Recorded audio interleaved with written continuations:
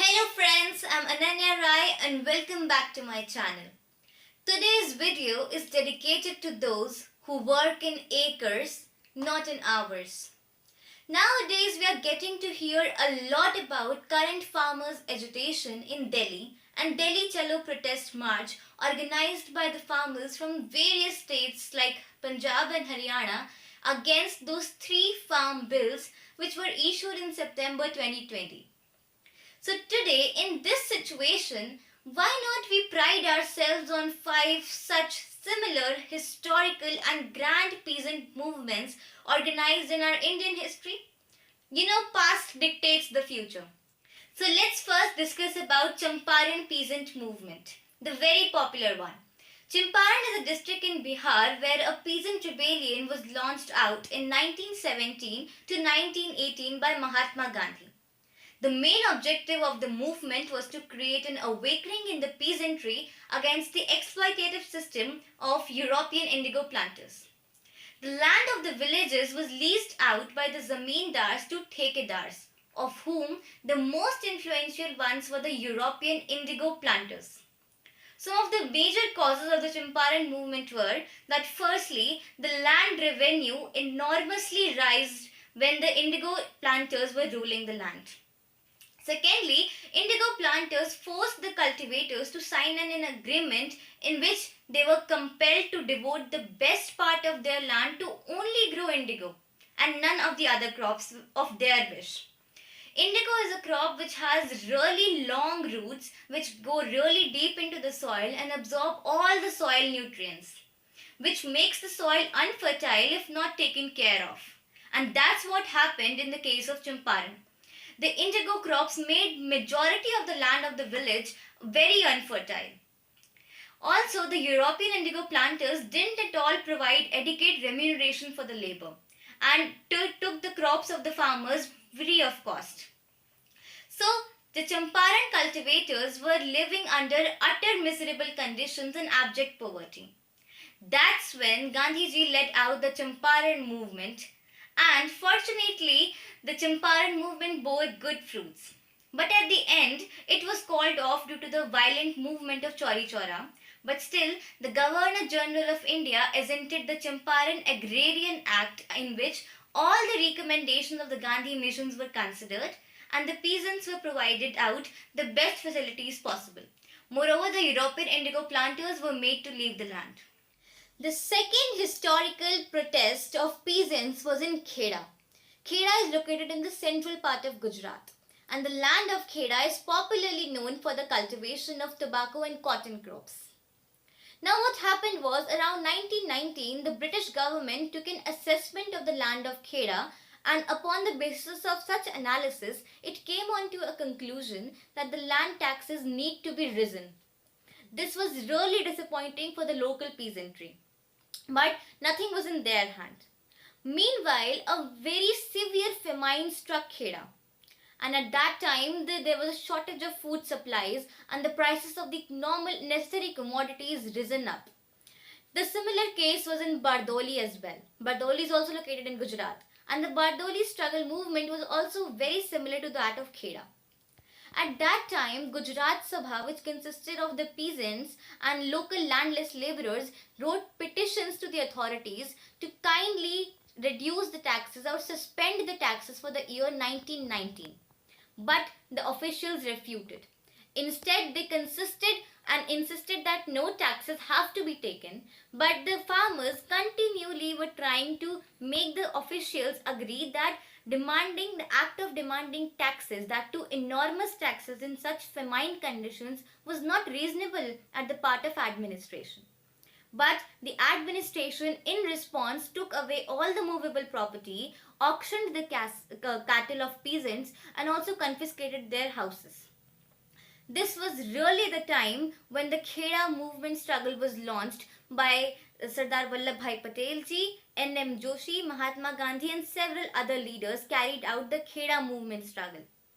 And finally, the government had to look down to it on this issue, and the results were very grand because the government came to an opinion that the famine and the condition of farmers at that time all made the conclusion that only rich patidars or the very large farmers will pay the land revenues, and other than that, land revenues for all the small farmers were suspended for the year 1919. And this was very much satisfying for the majority of the farmers who were small. So this was the second movement. The third historical peasant movement was that of the Mopla rebellion in Malabar. Moplas was a community of Muslim peasants in the Malabar region of Kerala. And Moplas often happened to be small agriculturalists and were tenants to big landlords. These big landlords belonged to the very upper caste Hindu families and were called Jenimis.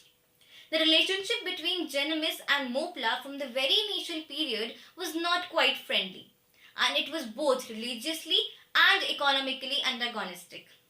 The Jenimis often discriminated the Moplas and the Muslim community in terms of their religion from those of Hindu tenants. The wages were less, irrigation facilities were not properly distributed, and there were many other. Moplas were often expelled from their lands without any prior notice and reasonable conditions.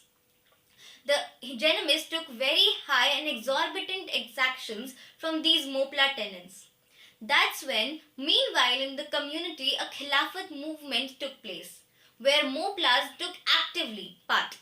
And in this Khilafat movement, the Khilafat leaders mobilized the Moplas and encouraged them, awakened them, and told them that you need to fight for your rights. That's when the Khilafat movement encouraged the Moplas rebellion in Malabar. And Moplas were very actively taking part in this rebellion, and soon the rebellion spread throughout the Kerala. But unfortunately, the movement was a failure, and regrettably till the end of December 1922, the British government was successful in suppressing this rebellion. Now I'll tell you why. The major reason for the failure of this rebellion was that the Mopla rebellion took a communal flavor. And rather than being a fight against peasant and landlord, it became a fight against Muslims and Hindus. That's when communal riots were a common scenario, and this rebellion was distracted from its original path. The peasants were not the ones who were protesting, rather people with political intentions were protesting in this, and they destroyed the entire struggle. So the Mopla rebellion was not successful in its attempt. But still we should appreciate the efforts taken out by the minority Muslims at that time to dare to challenge the Hindu people that despite being a minority, we know to fight for our rights. So fourth major peasant struggle happened in Telangana. The Telangana rebellion was a rebellion against the feudal lords of Hyderabad. And the feudal lords were often called Nizam. Nizam was a shortened form of Nizam-ul-Mulk, which was a title given to the aristocracy's monarch or the administrators of the region at that particular period of time. What happened in this was that the local peasantry was very much exploited by the intermediary tax collector under the Nizam rule, who were called Jagirdars and Deshmukhs, who often used to extract enormous taxes from the local peasants and giving false records to the Nizam, showing that the tax collected were fair. Secondly, Bhagela was a system of slavery which was very prevalent at that time. In this system, the tenants who have taken loans from the landlords were obliged to serve the landlord through both the domestic as well as official means until their loans with proper interest was repaid. And it was not only for one generation, generation after generations were forced to trap in this feudal system.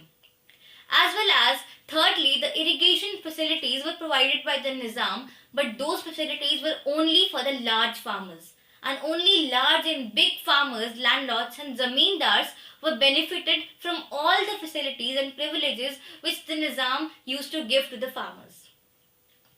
As well as at that time, a very severe famine struck Telangana in 1946. And during that time, this when the peasant struggle took place. Because this was a fertile ground, because all the conditions were highly demanding for a peasant rebellion. Meanwhile, the Communist Party Party, which was not very popular at that time in Hyderabad, used to mobilize the peasants for its political gains.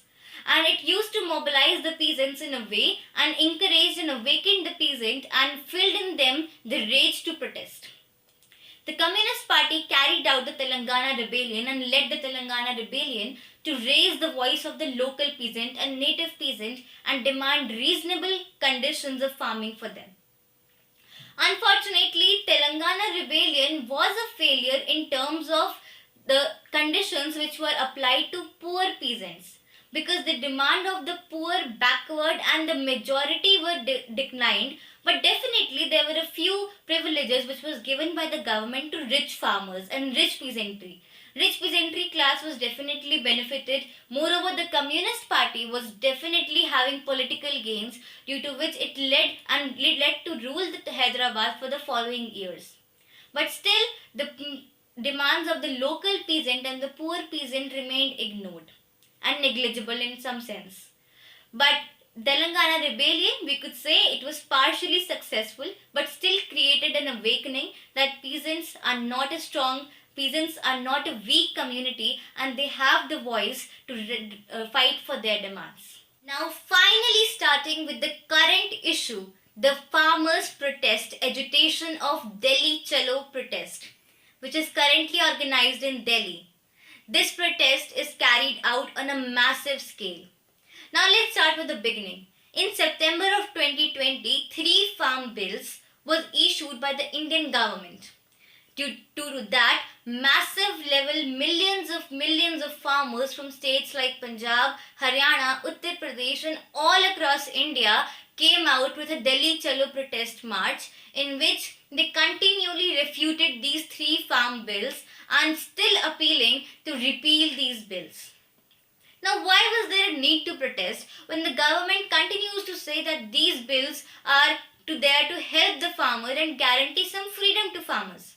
Then why are the farmers protesting? So there are some major threats to the farmers from these 3 bills, and there are some inherent mistakes in these bills. Let us discuss them. The very first being that farmers firmly believe that these 3 farm bills are supporting the involvement of corporate sector in the agrarian system. That is, the exploitation of corporate system in this agrarian society would be encouraged due to these 3 farm bills from contract farming. Contract farming is a method in which the buyer, a corporate buyer and a farm producer have an agreement before the harvesting of the crop. This often involves the buyer setting up certain conditions for the farm produce that he has to take away, that has to be delivered to him. But in this, the farmers say that this will often involve the corporate society in ending up dominating the agrarian system and dominating the peasants.